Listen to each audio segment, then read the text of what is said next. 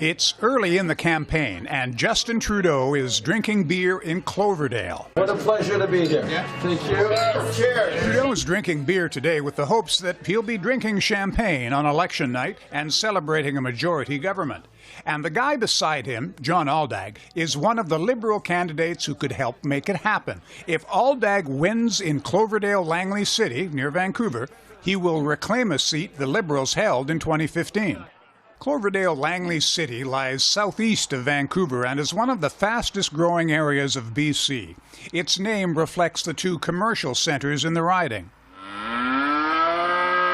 It has an agricultural history, but that's fading fast. Interior alfalfa mix. This stuff comes out of Carameus. John Vanderveen's family has been selling hay here since the 1960s, when their yard was surrounded by farms. Not anymore. Anything in Surrey is pretty much gone, so it was smaller farms and they've been taken over, right? So the land is developed or whatever, so yeah, it's kind of like the Alamo, you know? We're the last of them standing, so. Tell me about Cloverdale-Langley City. Sure. Once you get into the Fraser Valley, and Langley is really the first city into the Fraser Valley once you come out of Vancouver and then you get out to Abbotsford and Chilliwack, this historically has been known as the Bible Belt. And so it's typically a conservative Christian community. And historically, the Conservatives have won the ridings out here very easily. And back in the Reform Party day, they took all the seats out here handily. But it's also an area of rapid population growth, rapid demographic changes, particularly closer into the city like Langley, where you're seeing a lot of millennials move in for more affordable housing. Every time I go to Langley, there's a new townhouse subdivision that has popped up. They're like mushrooms everywhere. And you get some immigrants moving in as well. So the demographics have changed quite dramatically. So we saw last year in the provincial election, for example, the NDP won Langley for the first time. They won other seats in the Fraser Valley, but they got those by vote splits. Langley was the riding that the NDP took outright without vote splitting between the BC Liberals and the BC Conservative Party. And I think that's indicative of the sort of demographic changes we're getting in that riding. So although the Conservatives won the riding in 2019, narrowly, I think they're going to be hard-pressed to hold it this time around. Okay, so everybody, here we are out in the rain. I had a big announcement. We've hit at least 10,000 doors already. Tamara Jansen is the incumbent Conservative. She won this riding by fewer than 1,500 votes in 2019. Thank you, Mr. Speaker. Jansen has a reputation as a social conservative. Although she claims to support the idea of banning so-called conversion therapy, she voted against the bill in Parliament and was roundly criticized for her comments during debate. My colleague invoked the words of the prophet Micah, and so I'm going to invoke the words of the Apostle Matthew. Woe to you, teachers of the law and Pharisees, you hypocrites! You're like whitewashed tombs, which look beautiful on the outside, but on the inside are full of the bones of the dead and everything unclean. I have had so many people reach out to me in regards to this bill. And Charlotte, a young woman in Calgary who was involved in lesbian activity, struggled with self-worth and depression. She reached a point in her life when she did not want to continue with her lesbian activity, and her parents supported her choice and helped her find a counselor who helped her process the feelings. She says, and I quote, "Because of the counseling, I had a deep sense of love and acceptance. It was not harmful, coercive, or abusive in any way. If you enact the proposed bill, you're banning the exact support that I desperately needed at that time in my life. If this bill is to be truly inclusive, include people like me. So why will the government not respond?" I have to give the Honourable Parliamentary Secretary a chance to answer. The Honourable Parliamentary Secretary. Madam Speaker, the first thing I would say is people like me are not unclean. And it is deeply offensive to play Bible baseball like that. I know my Bible very well. That's why I would call him the Apostle Matthew. I understand every word in that scripture, having studied it and having a doctorate in theology. Madam Speaker, that is offensive to even use that word in the context of this debate. Jansen lists family, freedom, and future as her pillars, but apparently she didn't want to talk to us about them, despite numerous requests for an interview. Good morning. My name's Ed Watts, and I'm with CPAC. I was wondering if Tamara Jansen is around. She's not, sorry. No? I've been trying to reach her for the last couple of days to talk a bit about the campaign. Good afternoon. How are you? We're here with the crew. Yes, exactly. Hi. Hi, how are you? My name is John Aldag. I was the Member of Parliament, and I'm running again for the election. Hopefully you've heard there's a federal election underway. When I talk about the contrast between myself and the current Member of Parliament, she's a climate change denier. She's been she's a creationist and has been on record as saying that she believes that we could have 1,000 times, in fact I think it was 10,000 times more CO2 in the atmosphere and we'd be fine. And I think that kind of thinking is very dangerous, and it's frankly irresponsible. And so those are the types of conversations we're having. I was saying that some of the discussions I'm having are NDP supporters who see that her very conservative social values are not representative of their values and needs, same as I'm hearing from our Liberal supporters, and in fact from some of the Green supporters I'm encountering. And so people are talking about perhaps doing some strategic voting this time and getting behind me so that we can get a really progressive and inclusive voice back to Ottawa. Today, I can announce that the federal government will provide up to $1.3 billion for the Surrey-Langley SkyTrain extension. The new line will connect growing Surrey neighborhoods, the township of Langley, and the city of Langley with the rapid transit families, workers, and students deserve. Some of the issues that all of the leaders are stressing play out very much in this riding. Transportation, for example, and so we've seen, as I mentioned, Justin Trudeau supporting SkyTrain. Affordability. People have moved there because Vancouver was too expensive and they wanted more affordable housing. And these are millennial families. These are young families with children. So childcare will be a huge issue in this riding. And we have a very stark contrast in the approaches to childcare between the Conservatives and the Liberals, with the Liberals supporting the sort of subsidized $10 a day model, whereas the Conservatives going with the tax credit route. There are advantages and disadvantages to both, and voters are going to have to sort it out to see which one they prefer. So you're talking about housing, transportation, and daycare. Those are all areas in which the Liberals have made big announcements in the Lower Mainland over the last few months. No surprise, really, I guess. No surprise at all. And the Conservatives are trying to counter with conservative-minded policies addressing the same sorts of issues. Building back. Look to the right of the screen. Those are provincial New Democrats winning seats in Langley for the first time during the BC election late last year. And NDP Premier John Horgan pitched many of the same policies the federal Liberals are pitching now. So vote NDP, vote Rajesh Jayaprakash, vote for Jagmeet Singh. The new Democrat running in Cloverdale-Langley City is hoping to capitalize on the relative popularity of the provincial government. And he points to plans for this piece of land as another reason to vote NDP. You brought me here specifically so we could see these signs. Mm-hmm. Why? It's so difficult to get some kind of development south of Fraser in this area. So the BC NDP won ridings in Langley for the first time ever. Does that give you optimism in the federal campaign? Definitely. It's the same people, same philosophy. But even otherwise, Jagmeet is doing a heck of a job. So we are even more hopeful. What do you think of the issues here? I think the issue anywhere is, to me, the front and center is climate change. This is not something we can wait.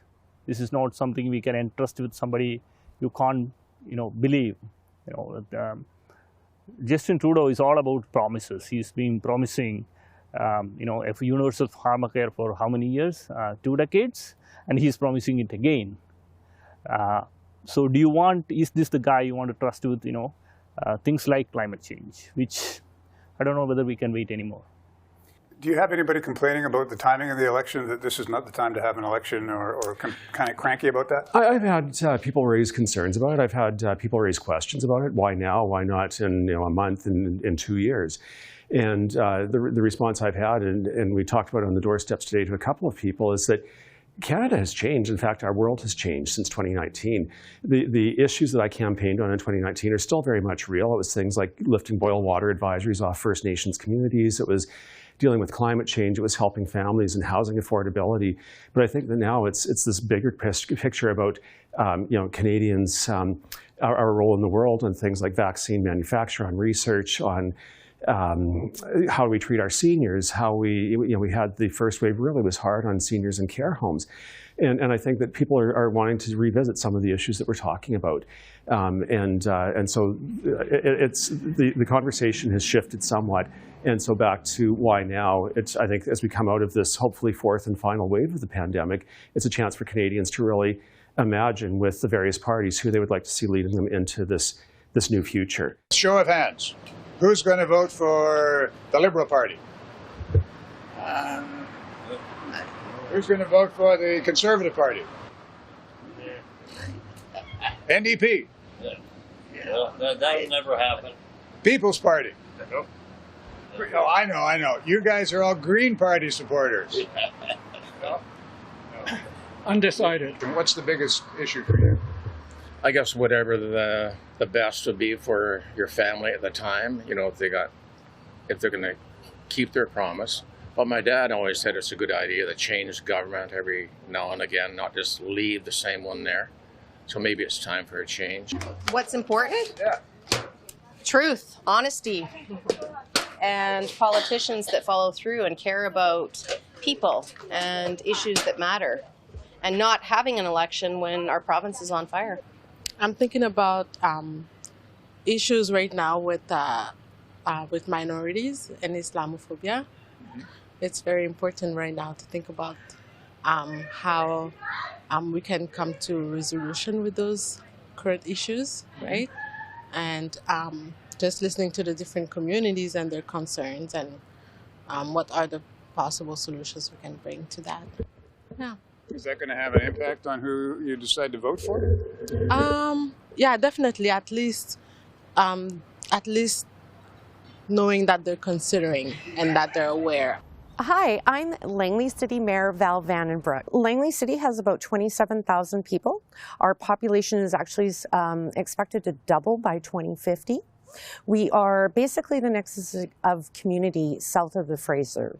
So we are in the middle. We're surrounded by the township of Langley and the city of Surrey, who is potentially going to be the largest municipality within the region in the next 5 years. So we have 3 highways that go through us, and we also have 3 U.S. borders that we are 20 minutes away from. So we are a trade community. Well, what's important to you, Jenny? What do you think? I don't think I've read up about it. Well, education, I think, is a big part of education. It. Right? For considerations for, I mean, they're making a lot of changes these days in sort of the local education areas. So, you know, it's a huge emphasis for us to maintain and just really support education. Anything else from a federal point of view? Transportation, housing, any of those things important?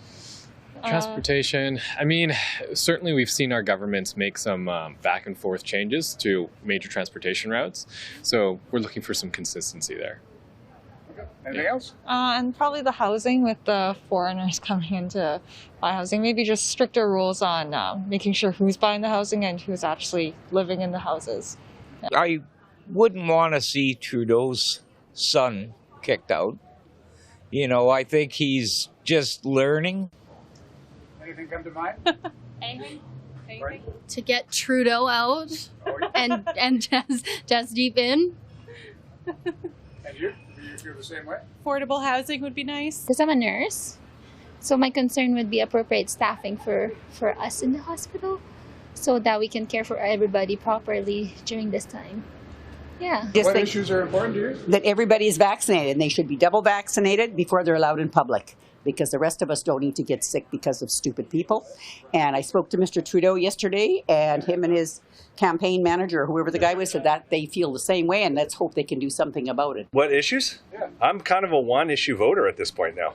And that is? Well, I mean, 2 issues, I guess. Sort of vaccine mandates and lockdowns are the 2 most concerning issues for me at this point. How do you mean? I think that they're the most consequential, that all of the other issues are sort of subjugated to those. Do you mean you want more lockdowns and more vaccinations? Oh, of course, who doesn't? Yeah.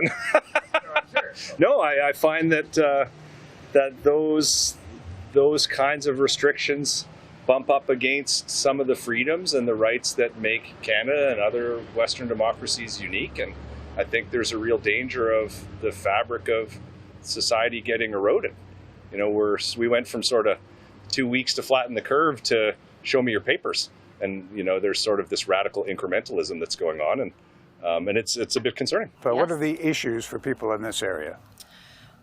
Wow, where do I start? Transportation, climate action, healthcare, mental health issues, social issues, you name it. I could go on and on and on. There is a lot of issues. Affordable housing. You know, we would really like to see the federal government kick it up with co-op housing, which they used to do. Municipal governments, it's not our mandate to do housing. And we've been forced into it, so to speak, by the provincial and the federal government. And it's really time for them to start doing their part again. I guess that's the other question, is how many people are out playing golf and not worrying? Whoa, man, I'm liking that. I am shocked. How many people are playing golf and not out, or out playing golf and not concerned about the election, not paying any attention? Do you think that will be a factor in terms of turnout and engagement in this campaign? Well, there's a couple of things that are definitely worth considering. One of them is we still have a lot of people who are hesitant of opening their doors to candidates, even if it's at the doorstep. You may not want to talk to anybody. You may not want to meet the candidate who's running in your riding because of COVID-19. You don't know if they're vaccinated or not. We still have a large component of the BC population that are concerned about this. So this is the way in which candidates who are new get to know the residents who they want to get their vote from. And it's very complicated because of that. But also the fact that we might have people who don't want to show up and vote at a specific polling station. That brings the level of mail-in ballots to a higher level. We saw something like that already provincially in BC. But it could play a role in the way the government looks. You know, if you look at the early numbers in Nova Scotia from the day of the vote, the Conservatives had a massive advantage that sort of evaporated. They still are going to form the government, but the election is way closer than it was before, once you counted all those mail-in ballots. So the advantage on the mail-in ballots is for the government. People who say, I'm happy, everything's fine, I want to get my mail-in ballot and send it, and you won't get a chance to change your mind as the campaign progresses. Ian Kenney, you're the People's Party candidate for Cloverdale-Langley City. You ran in 2019, got about 930 votes, I think. 925, so okay. Right on. And you're running again. Why? Oh, I look forward to it. I had a lot of fun with the last election. We had a candidate lined up in the last election, Germont Gruel, and he unfortunately fell through in the last minute. So I decided to step up and was very green around the edges at that point, but I had a lot of fun just talking to people, discovering what their issues were, and I enjoy helping people. So I'd love to be able to be put in the situation where I can truly make a huge difference in every Canadian's life. Well, some of the people on in the Conservative campaign are suggesting that maybe it may be a difference in that you'll elect a Liberal because it could split the Conservative vote. Yep, and they'll be claiming that every single election. But I view the Conservatives as moving more and more towards the Liberals. We are the only party that's standing up for people's freedoms and people's rights. And so I don't see the Conservatives doing that more and more nowadays. We've been targeting some of our swing polls, and so it is a real mix, ones that we had done really well in 2015 and less well in 2019. And so there's our supporters. We just saw one, and so that's been really positive. They're out there. I'm finding that there are a number of NDP voters we've been having conversations with who are looking at strategic voting this time. There is quite a contrast between myself and the work that I did representing this riding compared to the current Conservative Member of Parliament. Some of the Liberals are suggesting that a strong NDP campaign will split the vote and allow the Conservative to win in this riding because it's a very close race here, or was in the last two elections. How do you respond to that? No, I think NDP is a party. It can stand by itself. With Jagmeet, we can see the momentum. When we talk to people, they see the patterns. They are in support of us. We can win. Right? We strongly believe this is the time. Yeah, I want to quote a friend who told me today morning, guys, this is your time. So why now? It was about 10,000 votes separated the New Democrat from the winner in the last election. Well, you know, there are many things that involves, many things that decide an outcome, right? But so the multiple things we are in favor of it. The people are in favor of it. Jagmeet Singh, the way we address things, the good job NDP is doing here, like BC NDP is doing here, a good job. Jagmeet Provincially. Provincially, but as well as Jagmeet, right? He's doing an awesome job. So people are, and of course Trudeau, and this time he's picking an election in the middle of a pandemic, while the cases are rising here in BC. And what exactly was the need for it, right? He's doing a power grab. He's using pandemic to do a power grab, and people can sense it. They're logical people. What's important for you in terms of the issues in the election campaign? Honesty. Be open about things, right? And what they promise, they should keep. The government overreach on this pandemic and their control and ruining the economy for no real reason that I can see. There's an idiot running the country. That's all I can say. He's going to get back in, and Canada has been run by an idiot. Our province is on fire. Yeah. So you don't think they should have called the election out? Not at all. No. They did, though. So what are the issues that are going to help you decide who to vote for? Money spending. Cut it off. Yeah, keep it in our taxes. What are you taxing? That kind of thing. The pandemic. Nothing too negative about the existing government, other than the spending, and then of course in times like this, the world is spending. All countries are all in the same boat. So when you look at the full picture, I think that from what I'm hearing, there's not much dissatisfaction with the present government. Yeah, not enough to kick them out, anyway. No, I don't. I mean, that's just what I'm hearing here. Hi, how are you today? Good, how are you? Good. We're just wondering if we should come in for lunch. Is it that time? Well, I'll be really quick for you. My name is John Aldag. I had been the Member of Parliament in this area from 2015 to 2019. Have you heard there's a federal election underway? Yes. Okay, so I'm running again for the Liberal Party. This is Rajesh, one of my volunteers, and we're just out in the neighborhood checking in to see if there are any issues that are important to you and your family that you think we should be focusing on. I'm a voter. Give me your pitch. Oh, that's basically we're in an election, and this is a chance for Canadians to make a decision about what kind of future they want coming out of the pandemic. And in Cloverdale-Langley City, it's very much about who they want as the representative. I was in office for 4 years. I focused very much on having these types of conversations. Leading up to 2015, I knocked on more than 35,000 doors and had a really strong sense that this is the second youngest riding in BC. And so things like affordability were huge in people's minds. And it's young families trying to afford a home, trying to raise their kids. Transit was the second issue I heard, and then kind of community safety was the third one. As we go through the pandemic recovery, now we're talking about what people want to see coming out of that, what kind of Canada they want to see. And affordability still remains very much front of mind. I think that we've had some people that have lost their jobs, and so the bank account is even lower than it was prior to the pandemic, and so they're looking at what kinds of supports we're willing to offer to their families.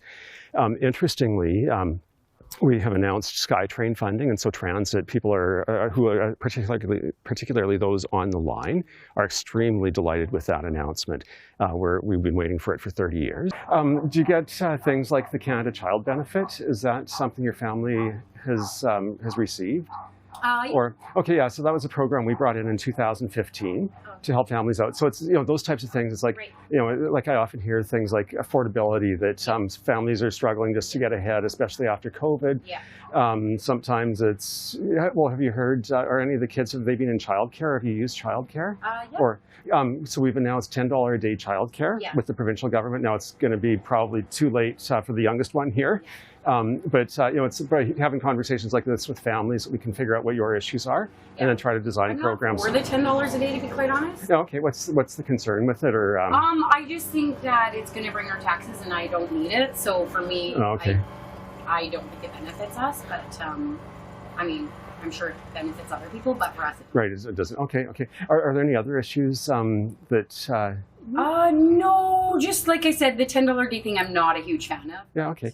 Well. Yeah. If I could, can I leave you my card? Of course. It has all my contact information. There's a QR code for a survey. Sure. Just after sitting at home for the last year, it's like, what are people thinking about? And so if you can do it, it takes a couple of minutes to figure out priorities. Sure. If you have any questions, all my information is there. Awesome. And thank you so much. I would appreciate, voting day is September 20th. Yeah. There's going to be advanced polls. There's going to be mail-in ballots, and I'd appreciate if you would consider supporting me when the time comes. Sounds great. Okay, thanks very much for your time. Bye, guys. Enjoy lunch. Well, obviously, Trudeau carried a lot of people on his coattails in 2015, including ridings which wouldn't be traditionally Liberal. And they should have held it, honestly, in 2019 as well. But Trudeau had lost popularity, and of course, the blackface incident, amongst other things, I think soured Trudeau with a number of millennial voters. Now, the Liberals are running the same candidate who won in 2015, John Aldag. He's going up against Conservative incumbent Tamara Jansen, who is a Conservative Christian social conservative. So there is a real contrast between the two. And Aldag is known in the community, and I think a lot will depend on how voters in that community are viewing Justin Trudeau now. Well, Justin Trudeau, 3 days into the campaign, paid a visit to John Aldag. What does that tell you? It tells me that the Liberals are eyeing this riding and they desperately want to get it back. A visit by the party leader always gives some buzz to a local campaign, and not just to voters who are looking for a selfie, but to party volunteers. 1, 2, 3. But in the back of John Aldag's mind must be the memory of 2019, when the Prime Minister made a stop here late in the campaign, and the Liberals still lost. In Surrey, this is Ed Watson for CPAC.